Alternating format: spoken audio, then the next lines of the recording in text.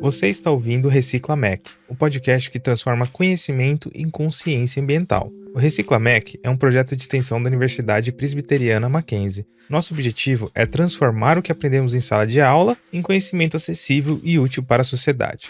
Olá, eu sou o Matheus e esse é o primeiro episódio da nossa série especial sobre lixo eletrônico. Um tema que parece distante, mas está presente no nosso dia a dia, no bolso, na mochila, na mesa do trabalho e até naquela gaveta cheia de cabos velhos que todo mundo tem em casa.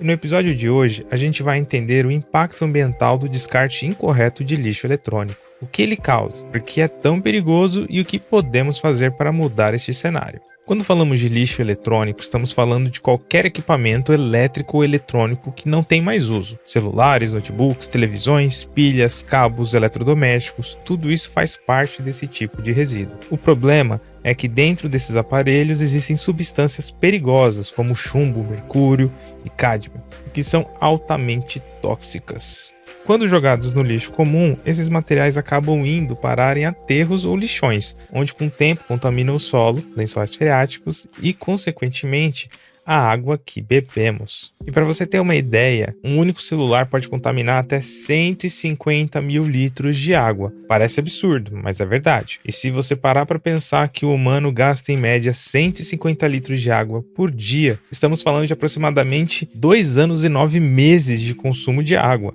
E se você pensar em um dia, é a quantidade de consumo de cerca de 1.000 pessoas. E o Brasil, segundo a ONU, é o 5º maior produtor de lixo eletrônico do mundo, com mais de 2 milhões de toneladas geradas por ano. E apenas 3% desse total é reciclado corretamente. O resto fica abandonado em terrenos, é queimado, jogado no lixo comum ou guardado em casa, criando um problema invisível, mas gigantesco. E detalhe nessa informação, nós somos o 5º maior produtor de lixo do mundo aqui no Brasil. A gente só perde para a China, que está em primeiro lugar, seguido dos Estados Unidos, Índia e Japão. E detalhe, que temos das 2 maiores potências econômicas do planeta em primeiro e segundo lugar. E o Japão, um país que é considerado desenvolvido, e a Índia, o país que é mais populoso do planeta, desde 2023. São indicadores que nos fazem refletir sobre o nosso potencial de ser o exemplo nessa corrida e como precisamos tratar esse tema com urgência. Agora imagine milhões de brasileiros guardando aparelhos antigos, carregadores queimados, fone quebrados. Esse acúmulo cria uma montanha de resíduos eletrônicos que crescem silenciosamente e que, quando descartados da forma errada, voltam para nós de um jeito perigoso. Quando esses materiais chegam em lixões e aterros, a chuva faz com que os materiais pesados se infiltrem no solo e cheguem aos rios. Em São Paulo, por exemplo, a gente tem o rio Tietê, que sofre com esgoto e lixo doméstico. E os eletrônicos jogados incorretamente agravam ainda mais essa poluição. O Tietê sofre muito porque seus afluentes são formados na Serra do Mar, e ela é alimentada por dezenas de pequenos riachos. E os aterros e lixões das regiões metropolitanas de São Paulo podem contaminar esses afluentes e os lençóis freáticos mais importantes da região. A contaminação é lenta e silenciosa. Ela não aparece de um dia para o outro, mas se acumula ao longo dos anos, causando doenças respiratórias e problemas neurológicos, infertilidade e até câncer. O rio Tietê só para no Rio Paraná, e o problema disso tudo é que esses metais se acumulam nos peixes, nas plantas e acabam voltando para o nosso prato na prática. E o mais preocupante é que quem geralmente sofre com isso são as populações que vivem próximas a esses locais de descarte irregular. Pessoas que muitas vezes já enfrentam vulnerabilidade social e acabam expostas a mais riscos sem saber. Em várias regiões da cidade de São Paulo, principalmente na zona leste e sul, existem pequenos galpões onde trabalhadores desmontam eletrônicos manualmente e tentam recuperar o cobre e o alumínio para revenda.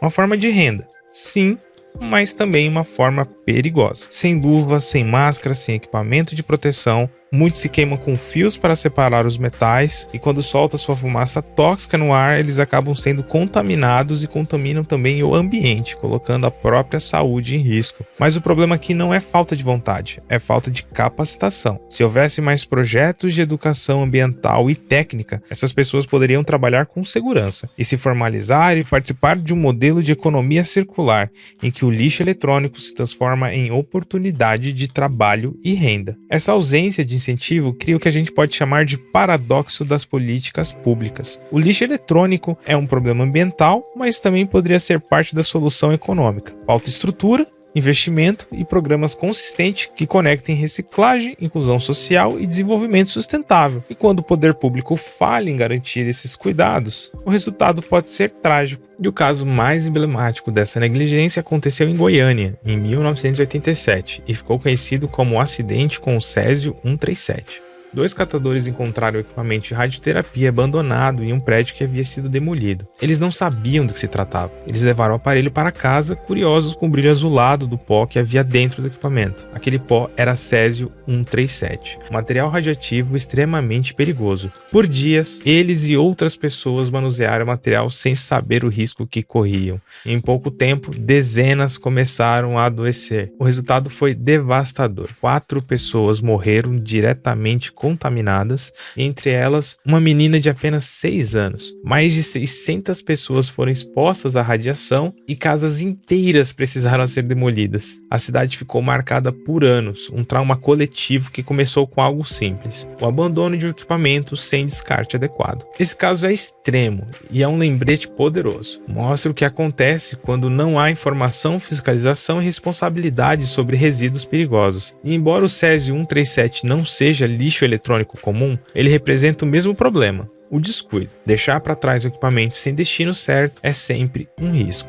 E apesar de tudo isso, existem caminhos possíveis. Em São Paulo, o programa E-Lixo Zero realiza coletas gratuitas de eletrônicos em vários bairros, recebendo pilhas, geladeiras e outros eletrônicos. Grandes redes varejistas também participam, como Pão de Açúcar, Carrefour e Magazine Luiza, oferecendo coletores em suas lojas. E há bons exemplos em outras regiões também. Em Manaus, o Polo Industrial desenvolveu um programa de reaproveitamento de placas e componentes eletrônicos. Eles recuperam metais preciosos, reaproveitam materiais e ainda geram empregos para a população local. Ou seja, o lixo eletrônico pode virar sim recurso. Basta estrutura e conscientização. Mas para tudo isso funcionar, é preciso mudar o comportamento, consertar antes de descartar, doar aparelhos que ainda funcionam e procurar pontos de coletas corretos. A reciclagem começa em casa, no nosso dia a dia, com pequenas decisões que podem fazer uma diferença enorme a longo prazo. A tecnologia conecta o mundo, mas também nos torna responsáveis pelo que ela deixa para trás. O lixo eletrônico é um retrato de uma sociedade moderna que precisa aprender a equilibrar inovação e sustentabilidade. Se cada pessoa fizer sua parte, o impacto coletivo será gigantesco. E se o poder público investir em capacitação e logística reversa, esse problema pode se transformar em uma grande oportunidade de economia verde e inclusão social. Esse foi o primeiro episódio do Reciclamec. No próximo episódio, vamos falar sobre a importância da logística reversa na reciclagem de eletrônicos e o caminho que os produtos fazem até voltarem para a indústria. E caso você conheça algum projeto, compartilhe aí com a gente. Deixe seu feedback e também compartilhe esse conteúdo para mais pessoas. Reciclamec, aprendendo, conectando e transformando.